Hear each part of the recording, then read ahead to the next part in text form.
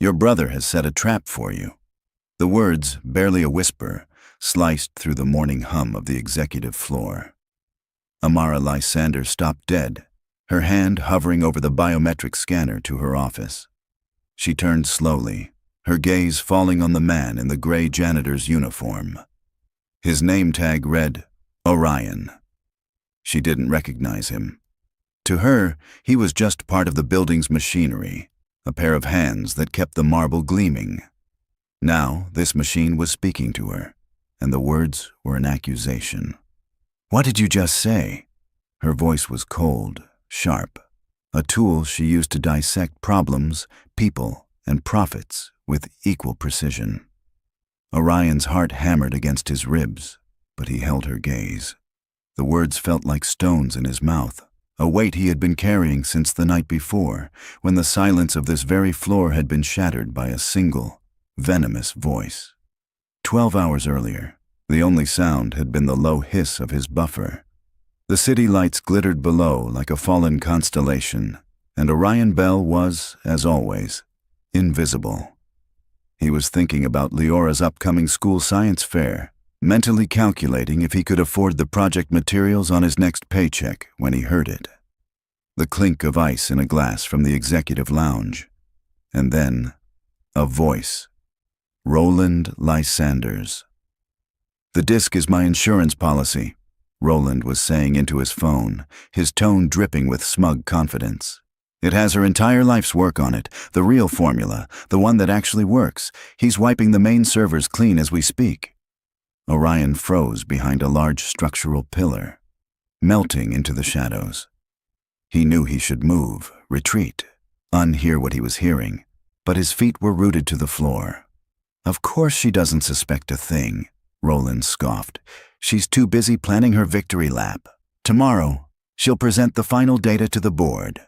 Except the data she's presenting is my little work of art. A masterpiece of disaster." He laughed. "I just flipped a few key markers in the protein sequence. To a layman, it looks identical. To the regulatory board's deep scan software, it'll light up like a Christmas tree. Severe cardiac inflammation, risk of thrombosis. They'll say she knowingly faked the results. That she put lives at risk for profit." A cold dread washed over Orion. He pictured Amara's face from the company reports. Austere, driven, but with an unmistakable passion. She'd dedicated a decade of her life to this cardiac treatment. "The media will crucify her," Roland crowed. "And when the dust settles, who will be there to pick up the pieces? Her loyal, steady brother. The board will have no choice but to appoint me interim CE." Oh, he took a long drink. "As for the disc, once I'm in charge, I'll sell it to you. You get the formula for a fraction of the cost, and I get the satisfaction of watching her empire crumble into dust."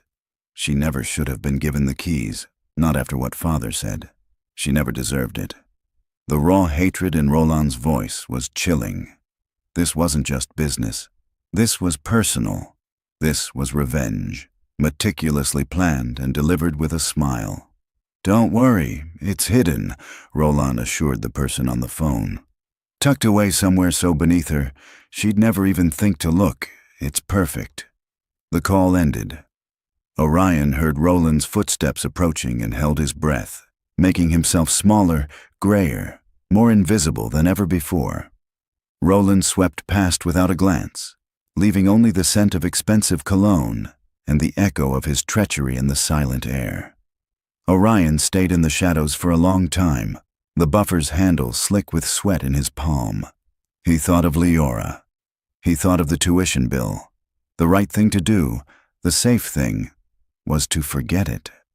But as he looked out at the sprawling city, at the millions of lives encapsulated in those glittering lights, he knew he couldn't. He couldn't let one man's poison infect the hope this company was built on. And so he had waited, all night, for this single moment. Now, in the bright, unforgiving light of morning, Amara Lysander's eyes narrowed, dissecting him. "A trap? What are you talking about? Are you drunk?" "No, ma'am. Last night. I heard him on the phone, in the lounge." Before he could say more, a smooth voice interjected. "Is there a problem here, ma'am?" Penn Gable, Amara's impeccably dressed assistant, appeared at her side, his expression a perfect blend of concern and efficiency. He shot Orion a look of pure venom before turning back to Amara. "This man is making absurd accusations against your brother," Amara said, her tone flat. Penn's face softened with practiced sympathy. He stepped between them, a human shield of loyalty. "Ma'am, Roland had to reprimand this man yesterday for carelessness. I believe he's trying to cause trouble out of spite. Don't worry, I'll have him fired immediately." The lie was so seamless, so utterly believable, that Orion felt the floor drop out from under him. He had never spoken to Roland Lysander in his life. "Fired," Orion stammered. "But I'm telling you the truth. He's going to frame you. The cardiac treatment—" "Enough!" Amara snapped. Her decision was made. She trusted the man who organized her life, not the man who cleaned her floors. She looked at Orion, and for the first time, she truly saw him. Not as a person, but as a problem to be erased. "Penn, handle it. I don't want to see him in this building again." She turned her back on him, pressed her thumb to the scanner, and disappeared into her office without a second glance. The heavy door clicked shut, sealing his fate. Penn Gable smiled, a thin, triumphant curve of his lips. "Security will escort you out," he said, his voice a low hiss. "And if you try to spread these pathetic lies anywhere else, I'll make sure you never work in this city again." Orion stood alone in the hallway, the morning bustle of the executive floor swirling around him like a distant storm. He had tried to stop a catastrophe, and in less than 60 seconds, he had lost everything. The trap Roland had set for his sister was still ticking, and now he was caught in it too. 2 security guards, built like refrigerators in tailored suits, materialized beside him. Their faces were impassive, but their presence was an iron wall. "Sir, you need to come with us," the first one said, his voice polite but unyielding. Orion's protest died in his throat. Arguing was pointless. The decision had been made in the silent, carpeted world of the 40th floor. Down here, on the marble, all that was left was enforcement. He was no longer an employee. He was a problem being removed. They didn't touch him, but they flanked him so closely he could feel the heat from their bodies. The walk through the grand atrium felt like a mile. Heads turned. Whispers followed him like a trail of snakes. He saw faces he recognized. Scientists, lab techs, marketing assistants he'd exchanged pleasant nods with for years. Now they stared with a mixture of curiosity and suspicion. He was a spectacle. The invisible man, suddenly, horribly visible. Outside, the city air hit him like a slap. One of the guards handed him a small cardboard box containing the contents of his locker. A worn copy of a paperback, a spare phone charger, and the framed school picture of Leora. The doors to Lysander Genetics hissed shut behind him. Just like that, his life was boxed up and handed to him on a city sidewalk. He stood there for a long moment, the box feeling impossibly heavy in his arms. Horns blared. People rushed past, a river of purpose and direction. Orion felt anchored in place, a rock in the middle of the current. He was jobless, disgraced. He had a daughter to feed, rent due in a week, and a tuition payment that was now an impossible mountain. His first instinct was to run, go to the police, tell them everything. But the scenario played out in his mind with brutal clarity. He could hear the questions now. "So, Mr. Bell, you, a janitor who was just fired for insubordination, are accusing the brother of one of the most powerful CEOs in the country of a massive conspiracy? Do you have any proof? Any recordings? Any other witnesses?" He had nothing. Only his word against the combined power of Roland Lysander and Penn Gable. They had already branded him a liar with a grudge. He'd be dismissed as a crank, a disgruntled employee seeking revenge. They had planned this perfectly. He took the subway home, the metallic screech of the wheels echoing the chaos in his head. His apartment was small, on the 4th floor of a walk-up, but it was their sanctuary. The first thing he saw when he walked in was the pile of mail on the kitchen table. On top was a pale yellow envelope from Leora's school, the tuition reminder. Beside it, a red-bordered notice from the electric company. He felt a wave of nausea. He sank onto a kitchen chair, the cardboard box on the floor beside him. The silence of the apartment was deafening. This was the consequence of doing the right thing. This was his reward. For a moment, he let a wave of bitter regret wash over him. He should have kept his head down. He should have walked away. But then he pictured Roland's smug, triumphant face. He heard the venom in his voice as he plotted his sister's downfall. He thought about the people, the real people with failing hearts, who were counting on that medication. And the regret curdled into something else. Anger, cold, hard, and clarifying. They thought they had erased him. They thought a fired janitor was no threat. But they had made a critical mistake. They had underestimated what a man with nothing left to lose would do. And they had forgotten one important thing. Orion Bell knew that building better than they did. He knew the service corridors that weren't on the public blueprints. He knew which security cameras had blind spots. He knew the overnight maintenance schedules, the dumpster pickup times, the precise moment a shift change left the loading dock unattended for 3 minutes. He knew the building's secrets because he was one of them. His mind replayed Roland's words. It's hidden somewhere so beneath her, she'd never even think to look. Orion's gaze drifted around his small apartment. It was the definition of beneath someone like Amara Lysander. What else was beneath her? The boiler room? The sub-level storage? The recycling center in the basement? Roland wasn't just talking about a physical location. He was talking about a concept. He'd hidden the disc in a place of insignificance, a place only the invisible people would ever see. The front door clicked open, and Leora bounced in, her backpack slung over one shoulder. "Dad, you're home early!" Orion forced a smile, pushing the darkness away. "Hey, Pumpkin, they gave me the afternoon off." She eyed him with the unnerving perception of a quiet child. "Are you okay? You look sad." "Just tired, sweetie. Long night."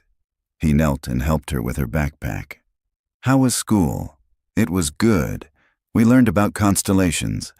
Did you know my name is a star?" "I did," he said, his voice thick. "You're the brightest one in my sky." She beamed and handed him a drawing. It was a detailed sketch of the Lysander Genetics building, but with a twist.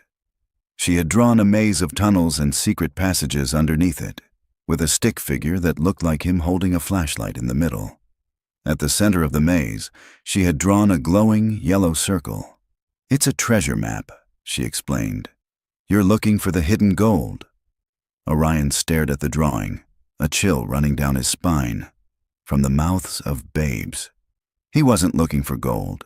He was looking for a disc. A small, round piece of plastic that held the truth. And his daughter had just shown him the way. He had to go back. Not as an employee, not as a victim. He had to go back as a ghost, and he had to hunt. "It's a great map, Leora," he said, his voice steady now, his resolve hardening into steel. "I think I know exactly where to start looking." The news broke on a Tuesday. Orion was nursing a cup of lukewarm coffee, watching the morning news on a small, flickering television. He had been avoiding it, but the name Lysander was unavoidable. It was everywhere. A stern-faced reporter stood in front of the gleaming tower where he used to work. Sources inside the regulatory agency confirmed that the data submitted for Lysander Genetics' new cardiac treatment, corazonin, showed signs of deliberate manipulation. The potential for patient harm is catastrophic, leading to a full federal investigation. Orion's stomach tightened. It was happening, exactly as Roland had planned. The screen cut to live footage. A crowd of reporters swarmed the entrance of a luxury apartment building. And then he saw her. Amara Lysander, flanked by 2 stone-faced agents, was being led out to a black car. The cameras flashed like a violent electrical storm. Her face was pale, stripped of its usual severe composure. For a fraction of a second, he saw raw, stunned disbelief an expression that said, "This cannot be happening." Then the mask slammed back down, her jaw set, her eyes became chips of ice. She held her head high as they guided her into the car, a queen being led to the gallows. He felt a bitter taste in his mouth. He was right, and it didn't feel like a victory. It felt like a sickness. A woman was on her way to prison, her life's work in ashes, all because he was just a janitor nobody would listen to. A sharp, insistent knock on the door jolted him. He opened it to find a man in a utility worker's uniform, holding a clipboard. "Orion Bell?" "Yes." "Sorry, sir. We're here to suspend service. Account's 90 days past due." Orion's blood ran cold. "No, wait. I can pay it. I need another day. My paycheck." The lie felt pathetic even as he said it. There was no paycheck coming. The man's expression was weary, practiced. He'd heard it all before. "I'm sorry, sir. My work order is final." Before Orion could protest further, the lights in his apartment flickered once, twice, and died. The hum of the refrigerator ceased. The reporter's face on the television vanished into a black screen. A profound, suffocating silence filled the room. The man from the electric company gave a short, apologetic nod and left. Orion stood in the dim, gray light of the apartment, the silence pressing in on him. He was literally powerless. He had been cut off, plunged into the dark while that tower, still blazed with stolen light. This was it. Rock bottom. He walked over to the kitchen table. Leora's drawing of the treasure map lay next to the now useless tuition reminder. He picked it up. "You're looking for the hidden gold."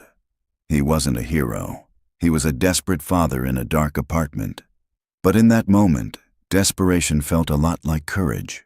He couldn't fight them in their world of lawyers and boardrooms, but he could fight them in his, the world of the unseen, the world beneath. He spent the rest of the day planning, the darkness of the apartment forcing a sharp, singular focus. He pulled out a crumpled schematic of the building's HVAC system he'd once saved from the trash, a relic from a long-forgotten repair. He spread it on the floor, using the faint light from the window to trace the lines with his finger. Leora's map lay beside it. The main server room was on the 38th floor, a fortress of technology. But its cooling systems, its lifeblood, ran through the entire building, connected by a network of maintenance shafts and service tunnels. The entrance to that network, the main hub, was in the sub-basement, sub-level 3, a place of humming generators and forgotten storage cages, a place so far beneath her that Amara Lysander probably didn't even know it existed. He began to assemble his tools, not with the stealth of a thief, but with the practicality of a janitor. A headlamp, a multi-tool with a pry bar attachment, a roll of duct tape, and a pair of thick, rubber-soled work boots for silence. He also grabbed a pair of new, clean leather work gloves from their plastic packaging, the kind used for handling chemicals. If he found the disc, he couldn't leave a trace. Every detail mattered. The phone rang, its shrill cry unnaturally loud in the silent apartment. He checked the caller ID. Leora's school. He let it ring, his jaw tight. He couldn't answer. He couldn't make promises he couldn't keep. The ringing finally stopped, leaving a heavy accusation in its wake. He had to go tonight. The news cycle was a frenzy. The building would be swarming with investigators during the day, but at night it would fall back into its routine. A new cleaning crew, new guards. They wouldn't be looking for him. They wouldn't be looking for a ghost. When Leora came home, he had lit a few candles, turning their predicament into a game. "It's a camp out," he announced, forcing a cheerfulness that felt like swallowing glass. They ate sandwiches for dinner, and he read to her by candlelight, her small head resting on his lap. Her trust in him was a physical weight, a constant reminder of what was at stake. Later, he tucked her into bed. She was already half asleep. "Love you, Dad," she mumbled. "I love you more, Pumpkin," he whispered, his throat tight. "I'll be back before you wake up." He stood in the doorway for a long moment, watching her sleep in the flickering candlelight. She was his entire world, and he was walking into the heart of the fire for her. He slipped out of the apartment, a small worn backpack over his shoulder. From the street he could see it. The Lysander Genetics Tower, a shard of impossible light against the night sky, a symbol of power, of everything he was not. Roland was in there. Or if not him, his crime was. The lie was embedded in the building's digital heart. They had taken his job, his power, his dignity, but they couldn't take his knowledge. Tonight, he would use it. He would walk back into that building, not as a janitor, but as an instrument of truth, and he would not leave until he had found it. The hunt had begun. The air outside the Lysander Tower was cold and clean, carrying the sterile scent of the city asleep. Orion moved through the shadows of the service alley, his heart a frantic drum against his ribs. The building loomed over him, a silent, glittering beast. He was a flea attempting to crawl back onto a lion. His target was the loading bay. At 2:45 a.m., the commercial waste management truck arrived. For 3 minutes, while the massive compactor bins were being swapped, the bay's magnetic lock on the secondary personnel door was disengaged for the sanitation crew. It was a tiny flaw in an otherwise perfect system, a detail only a janitor would know. He watched from behind a dumpster as the truck lumbered into the bay. The hiss of hydraulics filled the air. This was it. He pulled his watch cap lower and moved, not running, but walking with the steady, unremarkable pace of someone who belonged there. He reached the steel door, swiped a dummy card he'd kept, not to open it, but to mimic the motion, and pulled. The heavy door opened with a soft click. He slipped inside, the door swinging shut behind him, plunging him into the concrete guts of the building. He was in. The air in the sub-basement tasted different, a mix of cool, recycled air, ozone from the giant transformers, and the faint, chemical tang of industrial cleaners. It was the smell of his old life. He pulled the headlamp over his cap, its beam cutting a sharp white tunnel through the darkness. He moved quickly, his rubber-soled boots making no sound on the dusty floor. He bypassed the main corridors, instead ducking into a narrow maintenance passage that ran alongside the primary electrical conduits. This was his world now, a maze of pipes, wires, and humming machinery. His first stop was the old records archive in sub-level 3. Roland's clue haunted him, somewhere so beneath her. A room full of forgotten paper files from a company that had gone fully digital a decade ago felt like the definition of beneath. The room was sealed with a simple padlock. His multi-tool made short work of it. Inside, the air was thick with the smell of decaying paper. Rows of metal shelves stretched into the darkness, sagging under the weight of thousands of forgotten files. He swept his light across the room. It was a graveyard of old ideas and obsolete projects. He spent 20 minutes moving through the aisles, checking inside boxes, behind loose shelves, tapping panels for hidden compartments. Nothing. The only thing he found was dust and dead spiders. It was a dead end. As he was about to leave, he heard it. The soft squeak of a guard's shoes on the main corridor floor, followed by the faint crackle of a radio. Orion killed his light, his heart leaping into his throat. He ducked behind a towering shelf, pressing himself into the darkness, trying to control his breathing. The beam of a flashlight swept across the padlocked door. Orion could see it slice through the cracks in the metal. The footsteps paused. Orion held his breath, every muscle screaming. Did he hear me? Did I leave a mark? After an eternity, the footsteps moved on, their squeak fading down the hall. He let out a slow, shuddering breath. That was too close. The archive was a bust, and he was wasting time. He had to rethink. Roland was arrogant. He wouldn't hide his prize in a place of decay. He'd hide it somewhere connected to his power, his crime. The server room.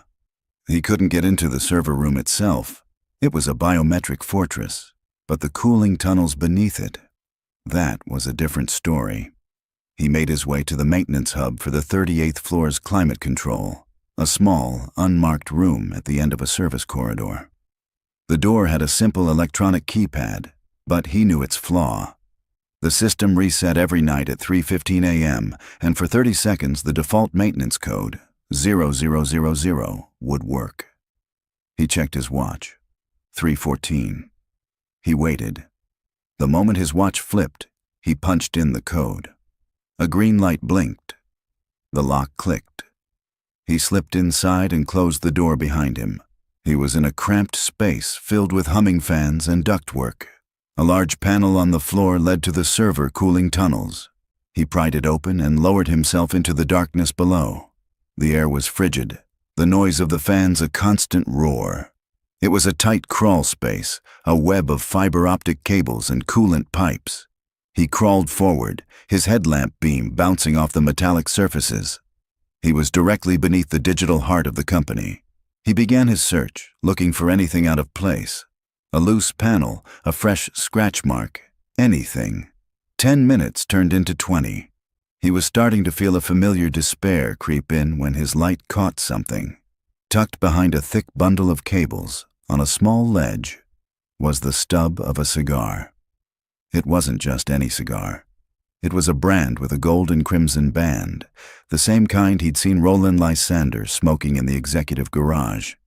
No guard, no maintenance worker could afford these. Roland had been here. Orion's pulse quickened. He focused his beam on the wall behind the ledge. It looked like a solid sheet of metal, but as he ran his fingers over it, he felt a faint seam. It was a non-essential access panel, one that hadn't been on the schematic. He used the pry bar on his multi-tool, inserting it into the seam and leveraging it carefully. The panel popped open with a soft metallic groan. Before reaching inside, he stopped. He pulled the clean leather work gloves from his backpack and carefully put them on. He took a deep breath. Inside the dark cavity was a small, lead-lined container, an old sample box from the labs. It was heavy, dense, and utterly out of place. It was the perfect hiding spot, shielded from electronic detection, hidden in a place of noise and function that no executive would ever dare to enter. It was brilliant. It was arrogant. It was Roland. With his gloved hands, he lifted the box out. He opened the latch. Inside, nestled in soft black foam, was a single silver disc. He had it. A wave of dizzying relief and terror washed over him. He held the truth in his hands. He carefully placed the box back, closed the panel, and was about to retreat when he heard voices from the room above him. The maintenance hub. "I'm telling you," he sounded spooked on the phone. The voice was sharp, familiar. It was Penn Gable. Roland said to double-check. "Make sure everything is secure down here after the news broke. He's getting paranoid." Orion froze, his blood turning to ice. He was trapped in the narrow tunnel, holding the one piece of evidence that could destroy them, and they were standing right on top of him. Orion's entire world shrank to the narrow, frigid space of the cooling tunnel. Penn Gable's voice was directly above him, sharp and laced with anxiety. "Just check the main panel logs. Roland wants confirmation that the system is clean. No flags, no errors since the upload." A second voice, deeper and calmer, replied, "Logs are clean. Everything looks normal." Orion recognized the voice of Mr. Graves, the head of night security, a man who moved with the quiet menace of a wolf. This was bad. Graves wasn't just a guard. He was Roland's loyal shadow. "Normal isn't good enough," Penn snapped. "He's worried about loose ends. After they arrested her, he's convinced there are spies everywhere." "The only loose end was that janitor," Graves said, his voice a low rumble. "And you took care of him." "Firing him wasn't enough," Penn muttered, more to himself than to Graves. "Men with a grudge are unpredictable. He should have been handled more permanently." A chill, colder than the tunnel's air, spiderwebbed down Orion's spine. These weren't just corporate criminals. They were talking about him, and their definition of handling the problem was terrifyingly clear. He clutched the lead-lined box to his chest. his knuckles white inside the leather gloves. This disc wasn't just proof. It was his death warrant if he was found with it. A powerful beam of light sliced through the floor grate just inches from Orion's face, forcing him to squeeze his eyes shut. "Everything down here seems secure," Graves reported. "Just dust and wires." "Fine," Penn said, his voice tight with frustration. "Let's go.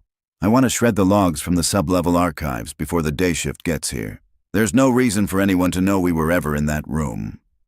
Orion heard their footsteps move away from the panel. The door to the maintenance hub clicked shut. He waited, his body rigid, counting out a full 5 minutes in the roaring darkness. He didn't dare breathe, convinced it was a trap. But the silence held. They were gone. He let out a breath he didn't realize he'd been holding.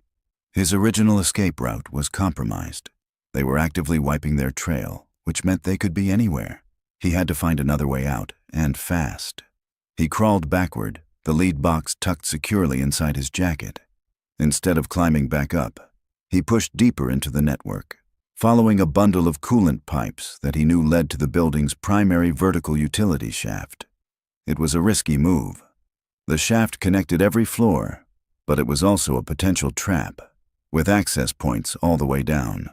He found the access hatch, a small circular panel sealed with 4 bolts. His multi-tool worked silently in the dark, his hands steady despite the adrenaline coursing through his veins. He slipped into the shaft, a cavernous dark throat that plunged 40 stories. A steel maintenance ladder was bolted to the wall. He began to climb down, his world nothing but the next rung, the echo of his own breathing, and the precious, heavy weight in his jacket. He descended past the floors of sleeping offices, a ghost in the building's spine. He finally stopped at a service junction on the 3rd floor, which he knew connected to a ventilation duct for the ground floor kitchens. It was a filthy, greasy route, but it was his only option. He squeezed through another panel and into the ductwork, the smell of old grease and stale food overwhelming him. He crawled on his hands and knees, the metal groaning under his weight, until he saw it, a faint gray light ahead, a ventilation grate. He pushed against it. It was stiff with rust and grime, but it gave way, opening into a deserted alley behind the tower. He tumbled out, landing on a pile of discarded cardboard, the cool pre-dawn air hitting his face. He was out. He was free. He scrambled to his feet, pulling his cap down, and melted into the shadows of the alley, not stopping until he was 3 blocks away, his lungs burning. The city was beginning to stir. Streetlights still glowed, but the sky was softening from black to a deep, bruised purple. Orion leaned against a cold brick wall, pulling the box from his jacket. He opened it. The silver disc gleamed in the faint light. He had it. He had the truth. But the relief was fleeting, replaced by a new, heavier dread. What now? He couldn't go to the police. Men like Graves and Penn, backed by Roland's money, could make evidence disappear. They could make him disappear. He pictured Leora, alone. The risk was too great. He needed a warrior, someone who fought for people like him. He racked his brain, trying to pull a memory from the fog of exhaustion. A news story from a few years ago. A corporate whistleblower, a low-level accountant, was being crushed by a massive pharmaceutical company. A lawyer had taken his case, a public defender who had refused to back down. The media had called her a bulldog. Her name, it was sharp, different. Sharma, Naya Sharma. Orion looked down at the disc in his gloved hands, then up at the Lysander Tower, still a proud silhouette against the rising sun. They thought they had all the power. They had the money, the lawyers, the police in their pocket. But he had the truth. It wasn't enough to possess it. He had to get it into the right hands. His next move was clear. He wasn't going home. He wasn't going to the police. He was going to find Naya Sharma. He slipped the disc back into its box and zipped it into his jacket. A new hunt was beginning, not through the tunnels of a building, but through the labyrinth of the law. And he was still the only one who knew the way. Dawn bled into a harsh gray morning.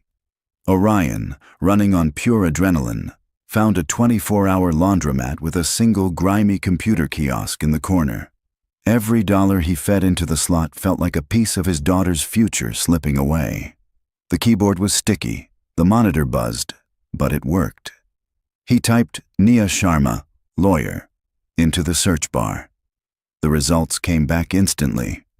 She was no longer a public defender. 5 years ago, after her landmark victory against a pharmaceutical giant, she'd opened her own small firm. The website was simple, no frills. Sharma and Associates, Justice for the Voiceless. The address was on the other side of the city, in a neighborhood of brick warehouses and struggling storefronts, a world away from the glass peaks of the financial district. He spent his last few dollars on a bus ticket, the lid-lined box a cold weight against his chest. He felt the stares of the other passengers. With his grimy clothes and the haunted look in his eyes, he knew he looked like a man on the edge. He was. Nia Sharma's office was on the second floor of an old building, above a bail bondsman. The waiting room was cramped, filled with mismatched chairs and people whose faces carried the same weary desperation he felt. The paralegal behind a plexiglass shield looked at him with profound skepticism. "Do you have an appointment?" "No," Orion said, his voice hoarse. "But it's about Amara Lysander. It's urgent." The man rolled his eyes. "You and half the city. Take a seat. Miss Sharma is busy." Orion sat for 2 hours, watching people come and go, his paranoia growing with every passing minute. He felt exposed, hunted. Finally, the paralegal sighed with exasperation. "She has 5 minutes, that's it." He was led into a small, cluttered office. Books and files were stacked in precarious towers. At the center of the organized chaos sat Nia Sharma. She was younger than he expected, with sharp, intelligent eyes that seemed to see right through him. She didn't stand up. "You have 5 minutes," she said, her voice crisp. "Start talking." Orion's carefully rehearsed speech evaporated. He just told her the truth, the words tumbling out in a raw, frantic rush. The late-night shift, the phone call, Roland's exact words, the falsified data, the disk. He finished by explaining how he was fired, how Penn Gable had lied. Nia listened without interruption, her expression unreadable. When he was done, a heavy silence filled the room. "Let me get this straight," she said, her tone cutting. "You, a janitor who was conveniently fired for insubordination, are claiming the real villain is Roland Lysander, not the sister who the FBI has already arrested. Your story hinges on a conversation you overheard while trespassing was not part of your duties. I was just doing my job. And your proof," she continued, ignoring him, "is a disk. A disk you obtained by breaking into the company's headquarters. Do you have any idea how many laws you broke? Everything you just described is inadmissible in court. It's fruit of the poisonous tree. Your testimony is hearsay from a disgruntled employee. Your evidence is tainted. As a case, this is a ghost. It doesn't exist." Orion felt the hope drain out of him. "So that's it? He gets away with it?" "That's the law," Nia said flatly. She started to gather some papers, a clear dismissal. "He said he was getting what he was owed," Orion said, his voice quiet but intense. "He said his father never should have given her the keys. This wasn't just about money. It was about hate." He leaned forward, his hands flat on her desk. "I have a daughter. Her name is Leora. I lost my job. My power was cut off yesterday, and I will probably lose my apartment next. I did all of this because I couldn't stand by and let him do that to his own sister and to all the people who needed that medication." Nia paused, her hand hovering over a file. Orion pushed forward. "I wore gloves, clean gloves, straight out of the package. My fingerprints aren't on that disc or the box it's in. His might be." He slid the lead-lined box across the desk. "I haven't opened this on a computer. I haven't touched the disc itself. I knew it could be traced." Nia stared at the box, then back at him. For the first time, A flicker of something other than dismissal crossed her face. He wasn't just a crank. He had been smart. She tapped a long unpainted nail on her desk, thinking, fingerprints are circumstantial. It proves he might have touched a box. It doesn't prove when or why. It doesn't disprove that Amara manipulated the data. She leaned back, her eyes narrowing. Your story is a skeleton, Mr. Bell. I can't fight with a skeleton. I need muscle. I need a nerve ending. What do you mean? You said he was on the phone with a rival company. You heard him say OmniGen. A name is a start, but it's not enough. Find me a link. One solid, verifiable piece of evidence that connects Roland Lysander to OmniGen. Not a whisper, not a theory. A bank transfer, a signed document, a travel itinerary showing him meeting with their executives. Something real, something admissible, something that proves they were in contact before Amara's arrest. She stood up, the meeting over. You're a ghost, Mr. Bell. Your story is a ghost. Bring me something I can touch, and maybe I'll believe in you. He was back on the street, the box once again in his possession. He wasn't defeated. He was armed. He had a mission. It was an impossible one. How could a broke, jobless janitor find a secret link between a billionaire and a rival corporation? He walked the long miles home, his mind racing. Leora was with their neighbor, Mrs. Gable, a kind woman who was starting to look at him with worried eyes. He thanked her, promising to have the power back on soon. Another lie that tasted like ash. That night, in the dark apartment, he lit a candle and held the disc in his gloved hands. He was closer than he'd ever been, yet impossibly far. He had a potential ally, but she had demanded a miracle. He had to go hunting again. Not in the shadows of a building, but in the digital shadows where men like Roland Lysander hid their sins. And he had to do it with no money, no resources, and the wolves closing in. The candle in Orion's apartment had burned down to a waxy puddle. Leora was asleep in her room, a small, still form in the darkness.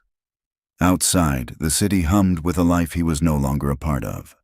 He sat at the kitchen table, the lead-lined box in front of him, Nia Sharma's challenge echoing in his head. Bring me something I can touch. How could he find a link between Roland Lysander and OmniGen? He had no computer, no access, no power. The thought was a blank wall. He felt a familiar despair begin to creep in, the kind that whispered it was all hopeless, that he should just focus on finding a new menial job and forget this ever happened. He stood up and walked to the window, looking out at the distant, glittering spire of the Lysander Tower. He had to stop thinking like a victim. He had to think like a janitor. What did powerful men like Roland discard? What did they consider beneath them? Their secrets weren't just on servers. They were in the smudges they left behind, the things they threw away. Trash. The idea was disgusting, a long shot, but it was the only one he had. Secrets ended up in the trash. And he was an expert in trash. He spent the next day watching the Lysander Tower from a coffee shop across the street, nursing a single cup for hours until the owner started giving him hard looks. He wasn't watching the front door. He was watching the service alley. He memorized the new guards' routines, the timing of the delivery trucks, the movements of the new cleaning crew. They were sloppy. They left the secondary gate to the disposal area unlocked for minutes at a time. That was his window. His phone buzzed. It was Leora's principal. Her voice was stripped of its usual warmth. Mr. Bell, I'm calling about Leora's tuition. The board has reviewed your account. If the balance isn't paid by Friday, we'll have to remove her from our enrollment list. I'm very sorry. Friday. He had 2 days. 2 days to find a miracle in a pile of garbage. The call ended, and the weight of the world pressed down on him. The deadline wasn't just for Amara anymore. It was for Leora.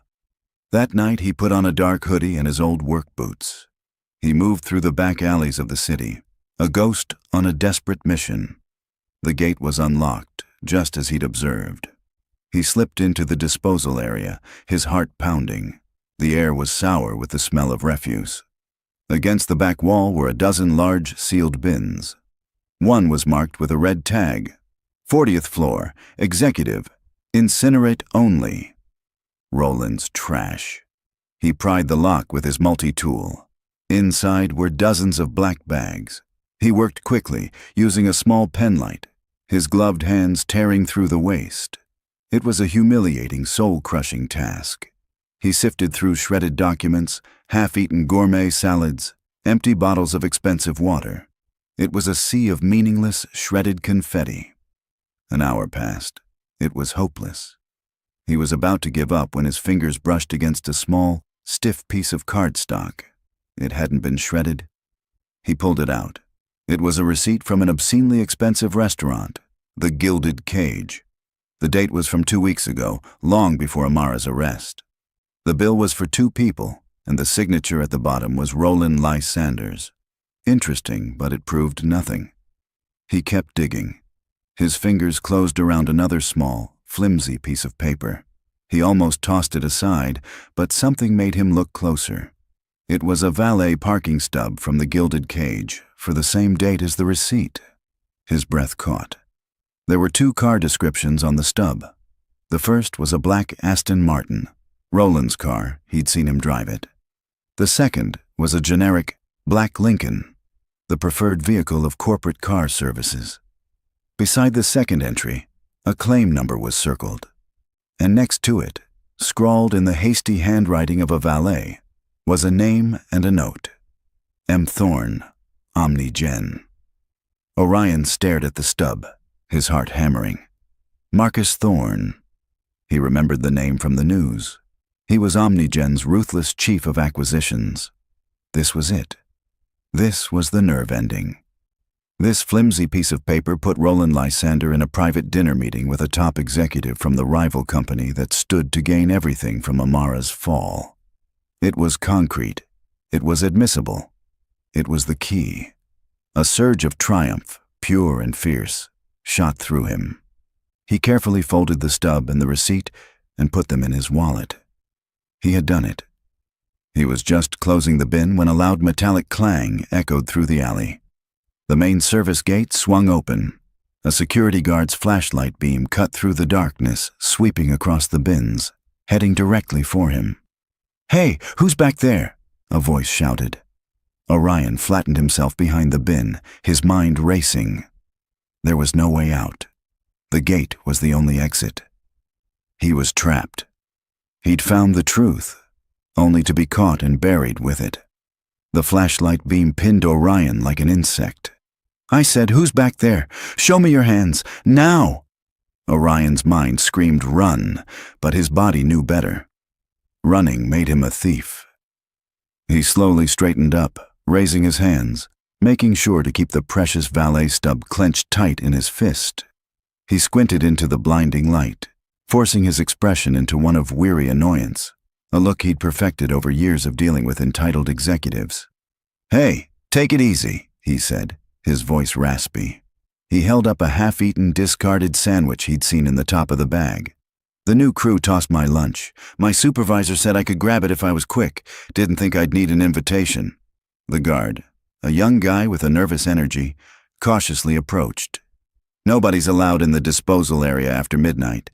You know that. Let me see your ID." This was the moment. Orion knew his keycard was deactivated, but his photo ID was still in his wallet. He slowly reached for it, his movements deliberate. Yeah, I know. Here." The guard took the ID, his flashlight beam moving from Orion's face to the plastic card. "Orion Bell," he read, then spoke into the radio on his shoulder. "Dispatch, I've got a Mr. Bell here in the service alley. Can you confirm he's on the night shift roster?" Orion's blood ran cold. He had seconds. A voice crackled back over the radio, tinny and distant. "Negative. Orion Boulevard termination filed 3 days ago. Subject is not authorized on premises. Apprehend and await instructions." The guard's eyes snapped up, widening with alarm. His hand went to the baton on his belt. "You're not supposed to be here. On the ground. Now!" Orion didn't wait for the order to be repeated. In one fluid motion, He shoved the massive wheeled incinerator bin with all his might. It wasn't aimed at the guard, but beside him. The heavy container careened across the slick pavement, slamming into a stack of metal drums with a deafening crash. The guard instinctively flinched, turning toward the sound. That was all the opening Orion needed. He sprinted, not back through the gate, but deeper into the labyrinth of alleys behind the tower. He heard the guard shouting behind him, the sound of his pursuit clumsy and loud. Orion ran with the desperation of a hunted animal. He knew these alleys. He knew which fences had holes, which dumpsters could be used for a boost over a wall. He scrambled over a chain-link fence, his hands raw, and dropped into the loading dock of the building next door. He didn't stop. He ran until the shouts faded, until the only sound was the frantic rasp of his own breathing and the pounding of his heart. He finally collapsed in the doorway of a closed butcher shop miles away, his body shaking with adrenaline. He was safe, for now, but he knew his name and face were now officially linked to a security breach at Lysander Tower. They weren't just watching for a ghost anymore. They were hunting Orion Bell. He couldn't go home. Leora. The thought of her waking up alone was a physical pain. He'd have to call Mrs. Gable, make up a story about a family emergency, and pray she'd keep Leora for another night. First, he had to get the evidence to Naya. Her office was out of the question. It would be the first place they'd look if they were smart. He found a payphone, its grimy receiver cool against his ear, and dialed her office number, feeding in his last few coins. He got her voicemail. "It's me," he said, his voice low and urgent. "I have it. The muscle. It turns out the Gilded Cage has a ghost. My cover is blown. I can't come to your office. Be at the Central Library, 3rd floor, History section in 1 hour. Come alone." He hung up before he could second-guess himself. An hour later, he was sitting in the quiet, dusty aisles of the History section, his senses on high alert. He watched as Nia Sharma walked in, her trench coat swirling around her. She looked calm, but her eyes scanned the room with a sharp, assessing gaze. She saw him and walked toward a shelf of Civil War books. "You're drawing a lot of heat, Mr. Bell," she murmured, not looking at him, her fingers tracing the spines of the books. "I got a call this morning from a colleague at the DA's office. They're circulating your name in connection with a break-in. They're painting you as an unstable, vengeful ex-employee." "It was them," Orion whispered back. "They know I was there." "Did you get it?" "Yes." He pulled a thick, hollowed-out book from the shelf. "The Rise and Fall of the Roman Empire." He opened it. Inside, he had placed the lead-lined box, the valet stub, and the restaurant receipt. Naya took the book. Her fingers, nimble and precise, retrieved the items. She looked at the valet stub. A slow, dangerous smile spread across her face. "Monsieur Thorne, Omni Gen," she read softly. "Well, hello, Mr. Thorne." She looked at Orion, her eyes blazing with a new fire. "This is it. This is the crowbar I needed to pry the whole thing open." She put the stub and receipt in her pocket and held the lead box. "You've done more than enough. You've been incredibly brave. Now, you need to disappear." "What about my daughter?" The question was a raw ache. "Where is she?" "With a neighbor." "Good. Leave her there for now. Don't call. Don't go back to your apartment. They will be watching it. You are a material witness in what is about to become a very, very big case. You're also their #1 target. I'm going to war, Mr. Bell. That makes you a soldier behind enemy lines. I need you to stay alive." She turned to leave. "I'll be in touch through a third party when it's safe. Don't trust anyone." He watched her walk away, the hollowed-out book still in his hands. He had given her the weapons. He had handed over his only leverage, his only hope. He was now officially a fugitive, hunted by a powerful corporation and wanted by the police. He couldn't go home. He couldn't see his daughter. He was alone, with nothing but the clothes on his back and the word of a lawyer he'd met for 5 minutes. The trap had sprung, and he was on the run. The war began not with a bang, but with the quiet filing of a single legal document. In her small, cluttered office, Naya Sharma worked through the night, fueled by coffee and a cold, righteous fury. She didn't go to the press. She didn't leak the disk. She did something far more precise. She filed an emergency motion for a new bail hearing for Amara Lysander, citing credible, time-stamped, exculpatory evidence pointing to an alternative perpetrator with clear motive. As an exhibit, she attached a high-resolution scan of the valet stub. The effect was like dropping a single drop of acid onto a web of lies. Roland Lysander saw the court filing on his tablet while eating breakfast. He choked on his coffee, his face turning a blotchy red. He immediately called Pennsylvania. "A valet stub! How in the hell did he find a valet stub?" he roared into the phone. "I thought you told me the trash was incinerated." "It was scheduled to be," Penn stammered, his usual composure shattered. "The manifest was signed." "Find him, Penn!" Roland screamed, his voice a low, dangerous hiss. "Find that janitor and find out what else he has. I don't care what it costs or what you have to do. Erase him. Erase this entire problem." The hunt for Orion intensified. His face was now on an internal security memo circulated to every private security firm in the city, labeled as a person of interest in a corporate espionage case. There was a quiet, 5-figure reward for information on his whereabouts. He was no longer just a fugitive. He was a commodity. Orion knew none of this. His world had shrunk to the size of survival. He spent his days in the anonymous crowds of the city, his nights in the relative safety of a homeless shelter where no one asked for a name. He was gaunt, his face covered in a rough stubble, his eyes constantly scanning, searching for danger. Every siren made him flinch.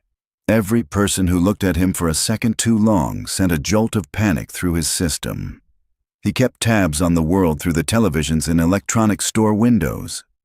He saw the news reports, pundits debating the mysterious new evidence in the Lysander case. He saw Naya, a warrior in a sharp suit, fielding questions on the courthouse steps, her answers deflecting and confident. He felt a fragile sliver of hope. The day of the bail hearing, he stood at the back of a crowded bus station, watching the events unfold on a large overhead screen. He saw Amara, looking thin and weary in a prison-issue jumpsuit, but her eyes held a new, watchful intensity. He saw Roland, sitting in the gallery behind the prosecutors, the picture of a concerned brother.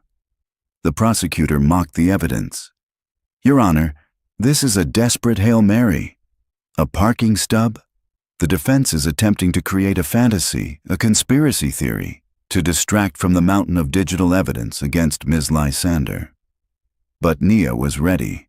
"It's not a fantasy, Your Honor. It's a fact.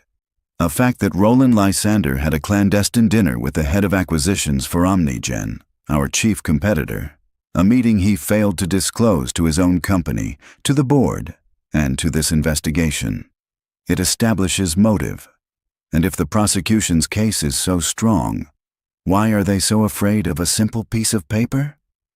On the screen, the camera zoomed in on Amara's face. As Nia spoke, Orion could see the shift, the flicker of doubt, the dawning horror. Her eyes darted to her brother in the gallery. For the first time, she wasn't seeing her loyal younger sibling.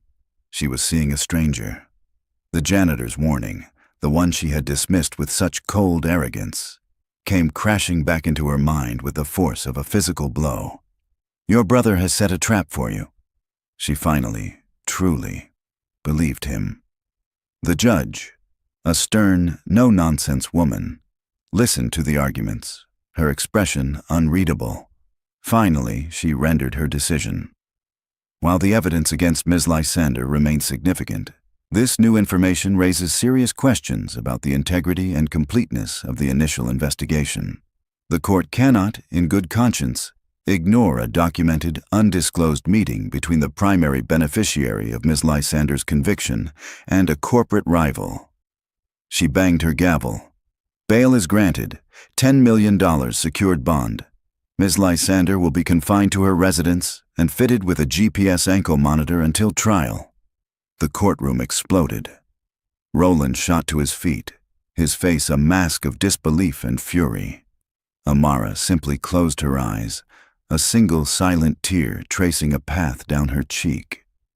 In the bus station, Orion leaned his head against the cool tile wall, a wave of relief so intense it made him dizzy. He had done it. He had rescued her. Not with force, but with the truth. He had unlocked her cage with a flimsy piece of paper he'd pulled from the trash. That evening, Amara stood in the center of her vast, silent penthouse. The ankle monitor was a cold, heavy weight, a constant reminder that she was a prisoner in her own home. The relief of being out of her cell was quickly being replaced by the terrifying reality of her situation. She was out, but Roland was still out there, more dangerous than ever. Her private tablet chimed. A message from an encrypted app she'd never used before. It was from Naya. They know he was looking for something. They don't know he found the disc. That is our only advantage. Roland's people are hunting him, and they are not playing by the rules. We have to find him before they do. The message ended with a single, chilling line. He rescued you. Now, we have to save him. Amara walked to the floor-to-ceiling windows, looking out at the city that had once been her kingdom. Her entire life, her freedom, her future, now depended on the survival of the invisible man she had so casually thrown away. Amara Lysander, the prisoner in the penthouse, became a general in a war she could only see through a screen. Confined by the cold weight of the GPS monitor on her ankle, she repurposed her brilliant, strategic mind from corporate conquest to clandestine survival. Her communication with Nia was a flurry of encrypted texts and coded messages, a digital battle plan drawn up in the face of an encroaching army. He's arrogant, Amara typed, her fingers flying across the tablet, and sentimental in a twisted way. He's always been obsessed with Father's legacy, specifically the private study on the 39th floor.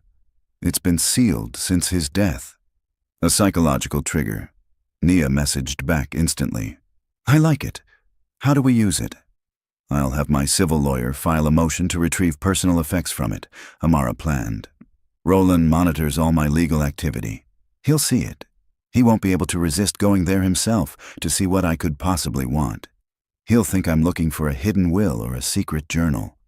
And while he's there, Nia asked. We won't be, Amara replied. But you'll have someone leave a message for Orion. A message only he would understand. A janitor's message. The news report was subtle, buried in the business section online. But Orion, who now spent his days in the public library, caught it. Lysander legal team files motion to unseal Founder's study. It was a signal. He understood immediately. The study was a time capsule, a place of memory and power. It was another place beneath the current company, a place of forgotten things. It was a message for him.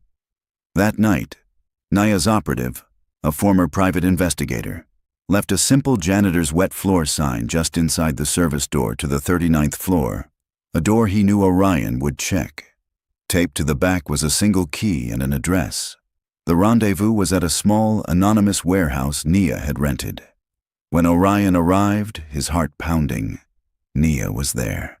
And so was Amara. Her ankle was bare. Nia filed an emergency motion for an off-site client strategy session, Amara explained, her voice quiet. It bought me 3 hours of freedom.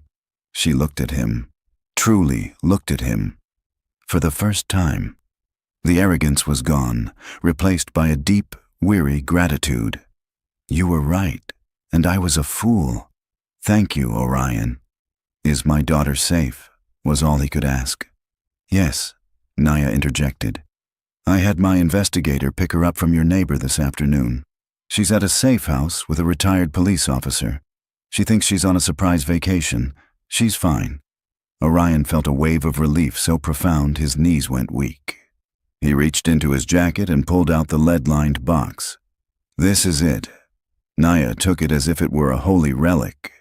Her forensics expert was already set up in the back. An hour later, he emerged, holding 2 reports. The disk contains the complete, successful data set for the Corazonin treatment, he announced. And the only usable prints I could lift from the disc itself belonged to one person, Roland Lysander. It was over. The truth was finally real, tangible, and undeniable. With federal agents on their way, armed with Nia's evidence and a new warrant, Amara made one last request. "I need to see him." The meeting took place in the boardroom where her life had been dismantled. Roland was brought in, his face a mixture of confusion and rage. He saw Amara, and his expression curdled. "What is this? You think you can intimidate me?"